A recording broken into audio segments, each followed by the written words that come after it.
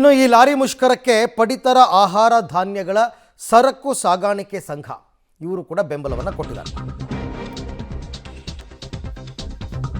ಪಡಿತರ ಆಹಾರ ಧಾನ್ಯಗಳ ಸರಕು ಸಾಗಾಣಿಕೆ ಸಂಘ ಬೆಂಬಲ ಕೊಟ್ಟಿದೆ. FCI ಗೋಡೌನ್ನಿಂದ ರೇಷನ್ ಸಪ್ಲೈ ಮಾಡಲ್ವಂತೆ. ಲಾರಿ ಮುಷ್ಕರಕ್ಕೆ ಸಂಪೂರ್ಣ ಬೆಂಬಲ ಇದೆ ಅಂತ ಸಂಘದ ಪ್ರಧಾನ ಕಾರ್ಯದರ್ಶಿ MC ರವಿಶಂಕರ್ ಅವರು ಹೇಳಿಕೆಯನ್ನು ಕೊಟ್ಟಿದ್ದಾರೆ. ಸೊ ಹಾಗಾಗಿ ಪಡಿತರ ನಿಮಗೆ ಸಪ್ಲೈ ಆಗಲ್ಲ, ರೇಷನ್ ಸಿಗಲ್ಲ. ಒಂದು ಕರ್ನಾಟಕ ರಾಜ್ಯ ಪಡಿತರ ಆಹಾರ ಸಹಕಾರ ಸಂಘದವ್ರು ನಾವು ಮುಷ್ಕರಕ್ಕೆ ಪ್ರದೇಶ of Karnataka lorry owners agent association ಏನು ಮುಷ್ಕರ ಕರೆ ಕೊಟ್ಟಿದ್ದಾರೆ, ಅದಕ್ಕೆ ಸಂಪೂರ್ಣ ಬೆಂಬಲ ಇದೆ. ನಮ್ಮದು ಕರ್ನಾಟಕದಲ್ಲಿ 20 ಲಕ್ಷ ಗಾಡಿಗಳಿದೆ. ಚಿಕ್ಕ ಗಾಡಿಯಿಂದ ದೊಡ್ಡ ಗಾಡಿಯಿಂದ 20 ಲಕ್ಷ ಗಾಡಿಗಳಿದೆ. ಎಲ್ಲ ಗಾಡಿಗೂ ನಾವು ಬಂದ್ ಮಾಡ್ತಾಯಿದ್ದೀವಿ.